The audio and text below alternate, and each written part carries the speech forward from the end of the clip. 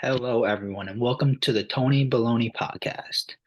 This is your host, Tyler Tony, here to give you all your knowledge on fantasy football from redraft to keeper to dynasty. And this is my co host, Tony Montana. What's up, boys? Just like he said, I'm Tony Montana. I got the throwback Joe Montana jersey. Fantasy champs here. Got my nice belt. Championship ring. Don't forget. King the crown, baby. How's everybody doing? How you doing, Tyler? Good, good. Big buff right here with the belt and the crown. Look at this guy. Yeah. That's what happens when you win some fantasy championships, boys. Hopefully we can help you win all your fantasy championships. That's what our goal is here. So we're starting this podcast kind of in the middle of the year, but playoffs are right around the corner. Me and Tony, we play in a couple leagues. We run a team actually together, a dynasty team. Not doing too good, but we have 10 first-round draft picks in the next 3 years. Yep, 10 first-round picks, a boatload of second-round picks, and we are built for the future. Drake London, George Pickens, Justin Fields, Trevor Lawrence. I'm feeling great. Mm-hmm. That's a good starting squad right there. J.K. Dobbins, when he comes over injury, I still believe in him. And we said bye to Najee Harris. That was one of my favorite trades. Yep. So we're gonna start off with, I guess, just some of the biggest busts, some of the biggest hits for this year. This is our intro video, our first video, so we're not gonna get too into it. But my biggest bust of the year so far, I'm gonna go with not Kenneth Walker, Kyle Pitts. Kyle Pitts. Yeah, the notorious third-round tight end. Yep, second, third-round tight end. Averages, I don't know what he's averaging, but it's like 2 catches a game, like 20 yards, like 4 fantasy points, PPR style. And it's just such a disappointment. I didn't even draft Kyle Pitts this year. I wasn't too high on him, but I do have him on a team because I got him in a trade. It was a pretty good trade, so I had to take him. And I was short on a tight end, but he's throwing up pretty much like 4 points a game for me. And he's such an elite talent, and I'm not that high on him. I know Tony over here loves Kyle Pitts and Drake London. He's the biggest advocate of those two guys. But Kyle Pitts has been a bitter disappointment this year, unfortunately. But I do think he could turn it around. I don't know about this year. He's got a great matchup tonight against Carolina, but I have been hearing that the weather in that game might not be too good. I heard there's a lot of rain tonight. I don't know if that's true, but that's what I've been hearing. I got to look it up. I look at the weather. And to point out to anybody that might be in a desperate situation where you're looking at starting Will Dissly or Kyle Pitts or a Kyle Pitts and a not so tight top 12 tight end, I would consider starting Pitts this game only because he had his one great game versus the Panthers. So is he likely to repeat? Probably not. But his ceiling is there. He showed you last time versus the Panthers. Anything is possible. But when it comes to drafting Kyle Pitts, unfortunately, got to take my crown off because I drafted him twice. Once in an auction league where I overpaid for him, and once in my main league, unfortunately, in the 3rd round, just a few picks after Mark Andrews was taken, and it still breaks my heart every day. But hey, traded for Firemouth. Pitts is riding my bench for the rest of the season. Can't cry over spilt milk. That is definitely one of the biggest busts. Now, one of the biggest busts I want to bring up that we already talked about, who is losing touches going forward, is Najee Harris. Najee Harris had a top 10 running back season last year, was fantastic with Big Ben Roethlisberger. But unfortunately, we had the Mitch Trubisky, Kenny Pickett show, and it is ugly in Pittsburgh. It is dark days for Pittsburgh ahead. Right now, Najee Harris is apparently, according to reports, losing work going forward to Jaylen Warren. Not even an elite handcuff backup running back like undrafted rookie free agent. An undrafted rookie is taking work from Najee, and that's not a job I would sign up for with that offensive line. They are one of the worst run blocking teams in the NFL, which is why Najee has a career 3.4 yards per carry over his 2-year career. They are looking really bad this year, and I am avoiding Pittsburgh altogether. Don't give me Deontay Johnson. Don't give me George Pickens for this year. Najee Harris, no thank you. Firebuth is the only guy I want out of that offense, but barely. Only I, because the tight end position is so dead this year. I think Pickens could see some targets though. Whenever Pickett plays, besides the last game where he put up a donut, Yeah. he's been scoring some points. So I mean, it seems like they got good chemistry together. So if you're desperate, maybe a 14-team league, late 12-team league, deep 12-team league, 16-team league, he could add some good value to your team, in my opinion. Yeah, I just want to clarify. Pickens is a good bye week filler in 12-team leagues. 10-team leagues, you're not touching him. He No, should be a definitely free not. agent. The problem is he's sharing with Deontay Johnson. Mm. Deontay Johnson has obviously proven himself over the years. Pickens looks Butterfingers. fantastic, but it's just how much can Kenny Pickett? I know it's confusing. Pickett, but how much can Pickett feed Firebuth, Deontay, and Pickens? It's a lot of mouths to feed in Pittsburgh, and I don't see Pickett feeding more than maybe one, maybe two of them. Just stay away from Najee. That's my main conclusion when it You know, comes to Pittsburgh. since we're talking about running backs, I'm going to bounce off running back and go straight to Jonathan Taylor. Oh yeah, that's a tough one. You know, number one overall pick. I have him in a league. I'm started out bad, but I'm soaring back in that league. I'm going to make the playoffs.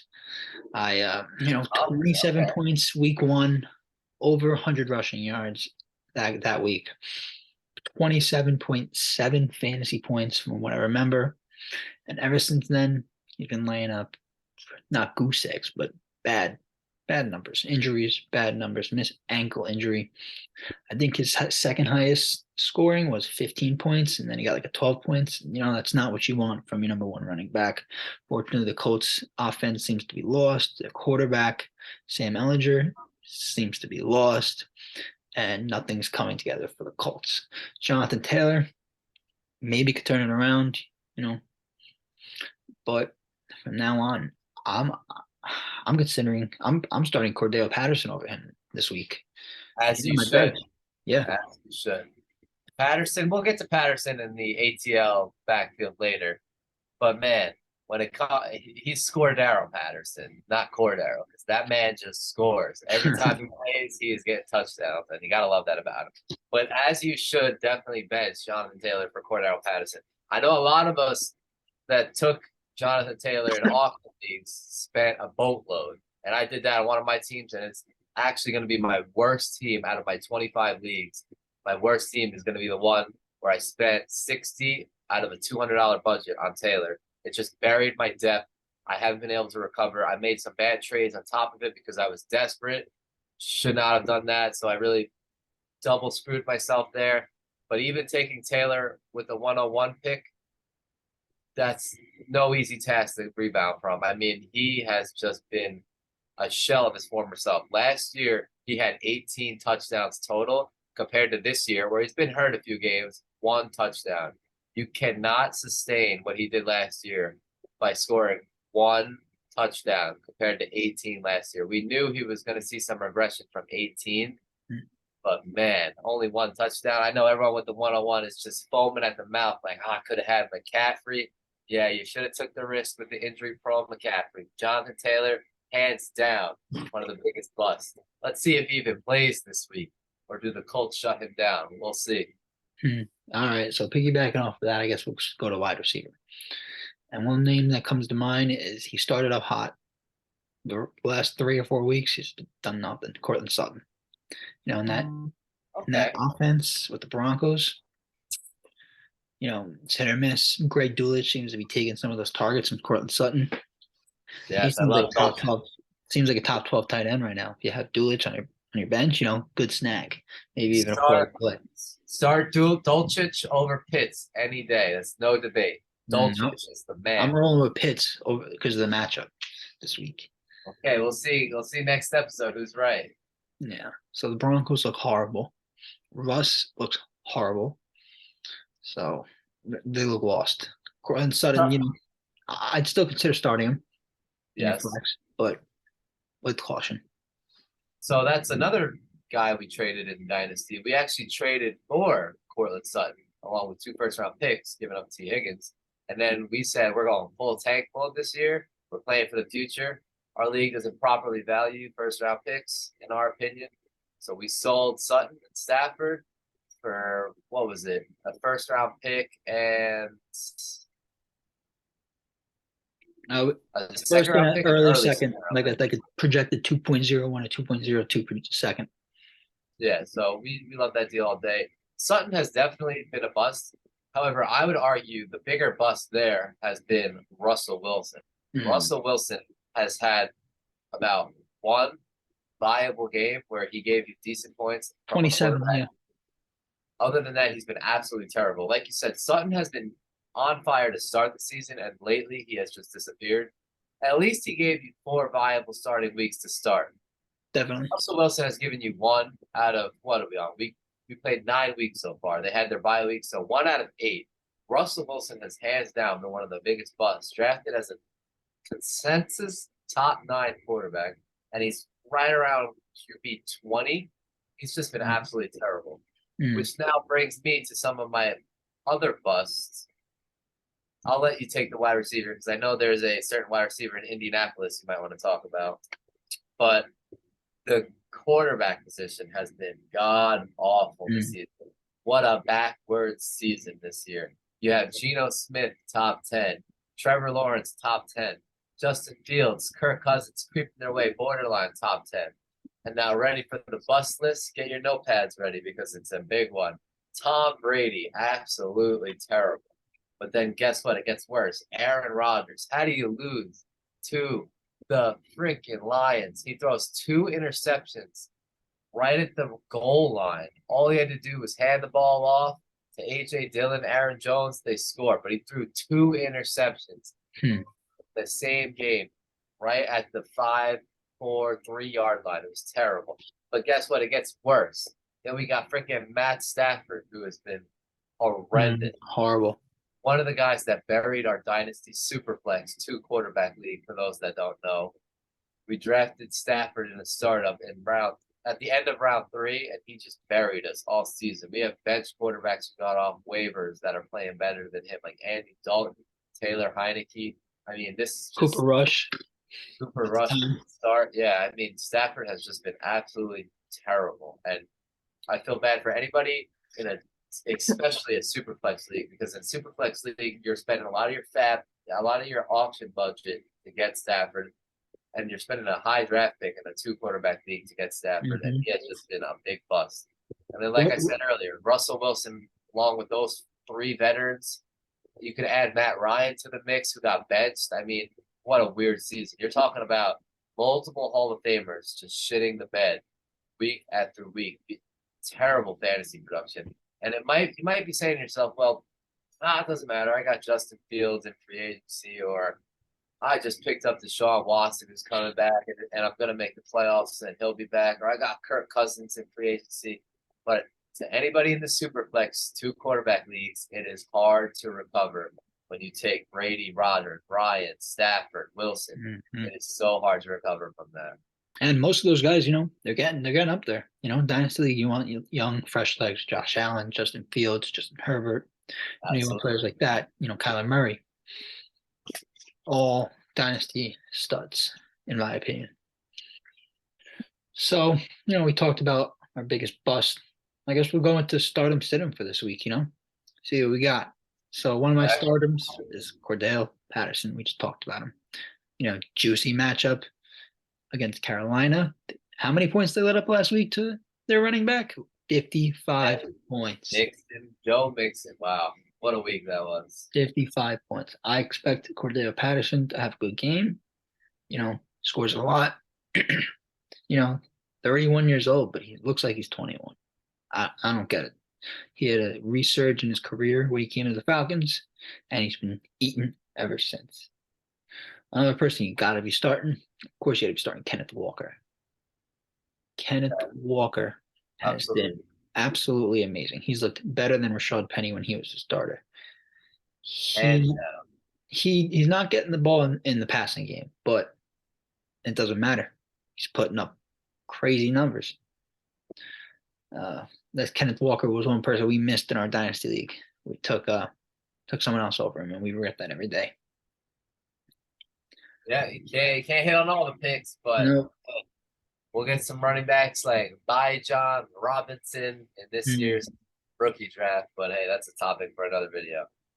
One of my biggest stardoms for this week, obviously, we're going a little bit with on the obvious side with Ken Walker. One of my obvious starters who's looked fantastic since the James Robinson trade, Travis Etienne. This man has been an absolute stud since that trade. I mean, even in non-PPR, which is not his best format, ever since the Robinson trade, or ever since Robinson had that week where he didn't touch the ball once, Etienne has scored 17.9, 22.2, and 24.6. That's in non-PPR where he's not getting credited for the 6 catches he's had. Big numbers. So Etienne has just been an absolute stud and a steal of a 3rd, 4th round pick, wherever he was taken. He was around 4th, 5th round pick. So, hey, if you got him on your team, you're doing fantastic. How do you feel about Foreman this week? You read my mind, buddy. That was right what I was about to say. Dante Foreman is a smash start. I wanted to give you one obvious start and one not so obvious start. I know some of us are really doubting Foreman after his last week performance versus Cincinnati, where this man scored 4.1 points in full PPR, 3.1 half PPR, 2.1 in non-PPR. I know you're probably doubting yourself, like, oh, can Atlanta really be that bad of a defense? Is Foreman really going to tear them up? But I think so. Atlanta is a prime matchup for Foreman to bounce back. I could see Foreman, even with Chuba Hubbard coming back. Yeah. He's playing tonight? I seen he was questionable yesterday. I haven't checked today. Is he playing? I haven't double-checked myself either, but Foreman, at the very least, even if Chuba plays, is guaranteed for 10 touches. That is something you will not take for granted against the terrible Atlanta defense. I want Foreman touching that ball in the red zone at least 2-3 times, and I'll take my chances hoping he scores. I am happy to start Deontay Foreman against ATL this week. So it seems like Hubbard is questionable, but they say he's likely to play as of report yesterday, so he should be playing. I guess we'll go into our sit-ems, and one person I'm sitting this week is Antonio Gibson against the Eagles. Okay, Gibson, huh? I mean, he's been getting some work. We still split in the backfield, even in 3 ways, and they just don't like him over there. I just feel like they don't like him. He's playing it. 8-0 Eagles, tough matchup. I'm having Gibson on my bench. He scored 4.7 points last week. Not a fan of Gibson this week. It's the Eagles. I mean, their offense looks a little revamped with Taylor Heineke, but not a fan. I would consider starting Gibson as a bye week filler. I mean, unless you're really desperate, I don't see him as a week-to-week starter, despite the fact that he's been doing good. He's been getting lucky touchdowns, and you don't really want to depend on touchdowns in general in fantasy. They're very hard to come by. It's hard to average 1 touchdown a game like Jonathan Taylor did last year.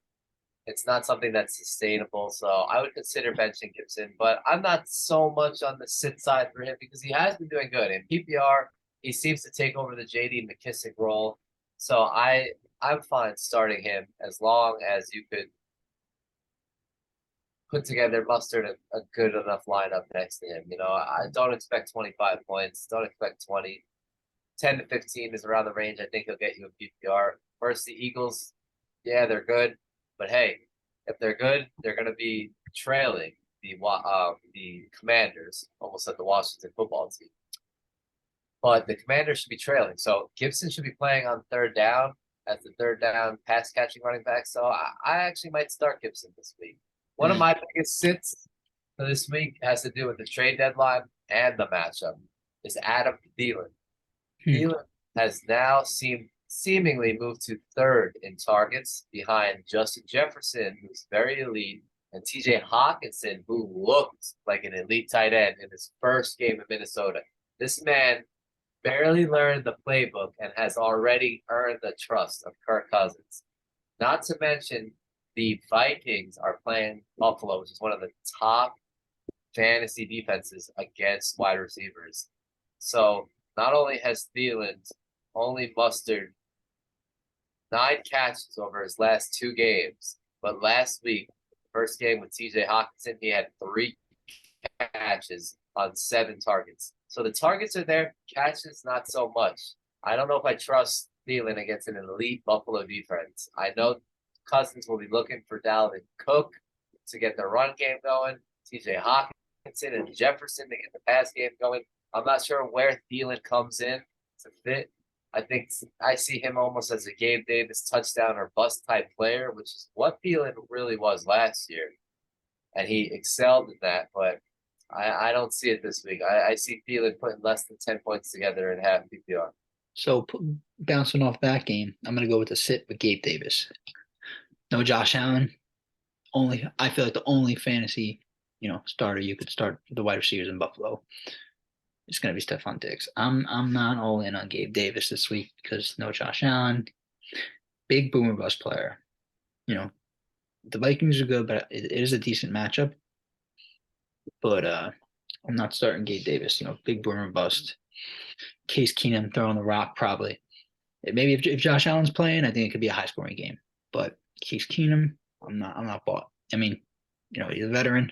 Him and Diggs have that connection, obviously, from years ago. Deja vu, throwing that pass down the field, catching it 1 second left, scoring the touchdown. But not big on Gabe Davis. Those were the days. Those were the days back then. Ironically, they were playing for Minnesota, and now they're playing Minnesota. So this will be a revenge game for those two. It'll be very interesting to see. I actually have a situation where someone else in a few leagues, could have anything similar to this. So I'll bring this up. But hey, I got a situation here. Non-PPR, either start Gabe Davis or George Pickens. And I've been going back and forth all week. I think I'm going to leave in Davis, even if Allen doesn't play, although I think they're going to make Allen play. I don't think they want to sit him out for this important game because if they lose, they can fall behind the Jets. And hey, you got 2 Jets fans here, baby. We beat Buffalo last week. I'd love to see the Bills lose, but I don't think they're going to sit Allen. I think they will risk their franchise savior's body to win this big game for Minnesota. So I think I'm leaning towards starting Gabe Davis, but George Pickens has really been on my mind. The last week scoring 0 was really concerning. I hope he bounces back. Sorry, that was 2 weeks ago because they were off last week. But they had Chase Claypool 2 weeks ago, so maybe the addition by subtraction type of thing for Pickens where there's no Claypool. So maybe Pickens can really step into a role. But like I said earlier, you're fighting with targets with Deontay Johnson, Firebooth. I don't know if I can trust Pickens yet. I want to see it before I believe it with Mr. George Pickens. So I think I'll be starting Gabe Davis over. You believe him in long term? You believe in Pickens long term? Yeah, absolutely. George Pickens is the NFL young boy, not NBA young boy, NFL young boy with his draft day video wearing the fucking doing the weird stance, bopping his head. That's when I fell in love with Pickens, but he has been a beast. He was a beast in college. He has been a beast when the Steelers find a way to get him the ball. He is going to be a stud going forward. Deontay Johnson will be faded out of that offense. Mark my words. That is going to be George Pickens' team. So 1 start and 1 sit I have here for the same team. I have Juju as a start and Marquez Valdes-Scantling as a sit. Marcus Valdes-Scantling has seen 1 target last week. There's so many pass catchers in that offense. Travis Kelce, Juju Smith-Schuster, Mecole Hardman, now Kadarius Toney. I don't know. I feel like Marquez Valdes-Scantling is going to be faded out of that offense. 1 target. I don't think he was on the field too much last week. I think Kadarius Toney probably working a little bit more. They want him. They want him to play. They gave up a 3rd round and a 6th round pick for him. I think they want him in the offense. So I think Juju has looked great, and they're playing the Jaguars. So they're going to be passing the ball. Their run game is not good. Clyde Edwards-Helaire, McKinnon, they haven't been playing good. Edwards-Helaire started off hot, but he's been faded instantly. He's another sit, pretty much drop at this point. Yeah, I agree with that. I mean, I don't want any part of MBS on my team. I don't trust MBS unless maybe Juju or McColl get hurt. Then I could see MBS kind of stepping back into that inconsistent role we saw at the beginning of the year. But I'm not touching that. No, thank you. And your start, Juju, I think, yeah, Juju has been one of the most pleasant surprises. A lot of us in Dynasty in the offseason were speculating, as a Juju holder myself, I was speculating, Juju to Kansas City. That was one of the biggest things I called right this year.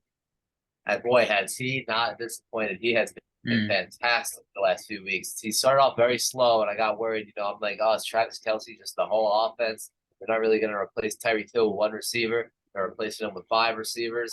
Mahomes spreading it out. But now Juju has really seemed to get that chemistry with Mahomes,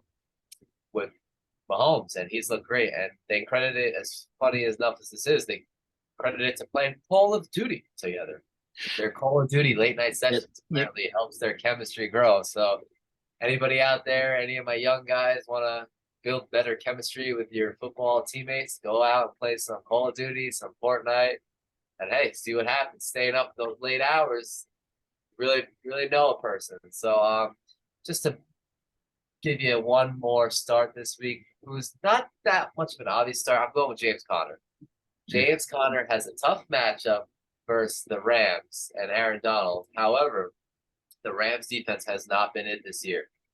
They have been a middle of the pack defense when it comes to stopping the run. That is mostly because every team they play, they're behind. They're trailing. Their offense has been so bad that Stafford, who is in concussion protocol and might not play this week, which is partially the reason why I really want Conner. I think even if Kyler Murray doesn't play, I trust the Cardinals are a better team than the Rams. With Colt McCoy? Yes. Well, do you even know the backup for the Rams? He's a lot worse than Colt McCoy. That's true. That's true. Stafford might not play. Yes, exactly. And Kyler might not play, but I think Kyler has a better chance of getting cleared than Stafford, just based on what we know with the concussion protocol and what we saw with Tua this year, doing the hand gang signs with his hands when he got knocked out. It's not something they want to see down in LA with Stafford. I'm starting Conner, and even if it is backup quarterback versus backup quarterback, what are they going to do? The backup quarterbacks can barely find DeAndre Hopkins, can barely find Rondale Moore. They're going to run the ball. James Conner, 1 week back from an injury, played 71% of the snaps, faded Eno Benjamin completely out of the offense. Rondale Moore is really stuck as a receiver now, and he is not going to touch or take away carries from James Conner. Conner playing 71% of the snaps with a backup QB or with Kyler with a big lead over the Rams. James Conner will score a touchdown this week. Mark my words, start him. He had 5 catches last week. Expect that total again. James Conner, 15, 20 points in the book. Mark it down. I'm going to disagree on that. James Conner has been very frustrating to me. I have him on my team. He's been putting up horrible numbers. I'm not starting James Conner this week. I'm starting Cordell Patterson and Travis Etienne over him. Oh, I mean, hey. Yeah, It's the arguably top 5 running back, but I'd say top 10. Guaranteed. Same thing with Ken Walker, obviously starts. With Cordell Patterson, it's 50-50 with him and Conner, because with Cordell Patterson, we'll talk about it later when we talk about our biggest risers and fallers, but there's some guys in Atlanta that are taking the rock away from Patterson, and they look better. Running the ball, they look better than Patterson does. James Conner does not have that to worry about. Eno Benjamin had that one great game where he outscored all of James Conner's games, but that was not to be worried about, as once Conner came back, he faded Benjamin out, and Benjamin is a side thought. Start James Conner. Trust me, this game script will be run, run, run. Whether there's a backup quarterback or Kyler Murray, they're going to run the ball. Tony, just check your phone real quick. I sent you a text. Okay, gotcha. Yeah. So, I'm not going to go too deep into it. So, 1 start for my QB and 1 sit for my QB. I'm starting Justin Fields and Tua. Oh, that's 2. And I'm sitting Aaron Rodgers. And their Packers just look horrible. I don't know. Aaron Rodgers doesn't look like a good fantasy quarterback anymore. Tony, you agree on that? Yeah, Rodgers is it's time to panic in Green Bay. How do you feel about that trade that happened yesterday in that league? Yeah, so Aaron Rodgers in our dynasty league, I traded for a mid 23 first. So for those of you that aren't familiar with dynasty, a mid 23 first is absolutely projected to be a much better player than Aaron Rodgers is. In a two quarterback league, Rodgers definitely has value. However, I'm not giving up what is projected to be the 105 to 107 for Aaron Rodgers. That is going to be a stud rookie running back. Might even get you one of the not guaranteed quarterbacks, but it might get you a young stud quarterback to Maybe go a for it. quarterback Or drops, yeah, or you can get young one of the best drops, Stroud wide drops. receivers. I'm taking a chance with the young guys over Rodgers. Rodgers doesn't look good. He just signed that contract, but Green Bay doesn't have the weapons for him. Romeo Dobbs is out now. Green Bay's about to look even worse than they were before. Aaron Jones battling an injury. Not a big fan. I'm avoiding that offense if I can. Yep. And I'm going to give you a sit for my tight ends. It's going to be Taysom Hill because he's just a big boom bust player. And, you could win with him and you could lose with him. I mean, if you're willing to take the risk, take the risk. And one person I'm starting is Greg Dulcich because we talked about him before, looking like the number 2 receiver in that offense behind Judy, or tight end 2 option, like I should say. Yeah, he's definitely the second best pass catcher since he's been back, and he's taken over the role with Albert O, who hasn't even been suiting up. Albert O has been out. He's not making the 53-man roster. So I love Greg Dulcich. I think he's a must start unless you have one of the top elite tight ends. I'm starting Dulcich over Gerald Everett. I'm starting him over Njoku if he plays this week, and he might play.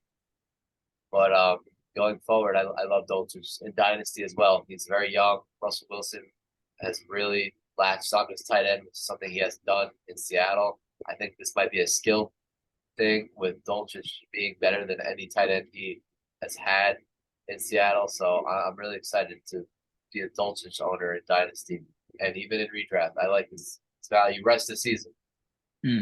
So we're going to move on to our tonight's game. Who's winning? Who do you got? Tonight's game is going to be an ugly one. I feel like we've been cursed with a lot of bad nationally televised games, but Broncos. Yeah, the Broncos, get them off my TV screen. Even if you live in Denver, you don't want to watch that. Let's be honest. I think it's an obvious choice for me. The Falcons are going to win. The Falcons are, I don't know how they're doing it. They're winning. I know. Are they 500? They still might be 4-5 in second. I think the Bucks are in first place. They're tied though. Yeah, so second place in that pretty good division. I don't know how they're doing it because Marcus Mariota and that head coach Arthur Smith are horrendous. They are terrible. They're killing fantasy production of Kyle Pitts, of Drake London. All they do is run the ball. It should be predictable. But I'm taking them over the PJ Walker led freaking Panthers. Will PJ Walker finish the game today? Yes, he will, because they hate Baker Mayfield and Sam Darnold isn't ready. But PJ Walker will not finish the season as a starter. As he proved last week, he is the worst starting quarterback in the NFL. Absolutely terrible. Big take right there, saying he's the worst. Hands down the worst. It's not even close. Look at what he did last week. He was 2 of 9 or 3 of 9 for 9 passing yards. And Baker Mayfield came in. Now, this was against backups, so take what you must with that. But Baker Mayfield came in and looked 10 times better, and Baker Mayfield looked like one of the worst starting quarterbacks in the league. I'm not touching anybody that's a pass catcher from PJ Walker. DJ Moore, no thank you. Terrace Marshall in a deep dynasty league, I still don't want him. No thank you. Tommy Tremble, tight end premium leagues, where you get extra points for a tight end catch. No thank you. Deontay Foreman, maybe Chuba Hubbard in a deeper league. Those are the only ones I'm touching. Nobody that's catching the ball for PJ Walker. No thank you. I expect Atlanta to win by 10 to 14 points. All right. Well, there we have it right there. So I guess we're gonna wrap this up, and leave comments in the comment section. What you like, what you want to see. Absolutely. Don't forget to like, boys. Any subscribers we get, we will be very grateful for, and we will continue to bring the weekly and hopefully daily content. We're just getting started here, but we want to give you as much content as possible as the season winds down. We're really going to help you win your dynasty leagues, your keeper leagues, your redraft leagues. We want to help you win that championship, get you either your first championship or your second, third, fourth, fifth, or most importantly, though, we want to get you the bragging rights. Beat your friends, beat your family, crown yourself the king, and like and subscribe our videos. We will help you out. All righty. Take care, guys. Peace.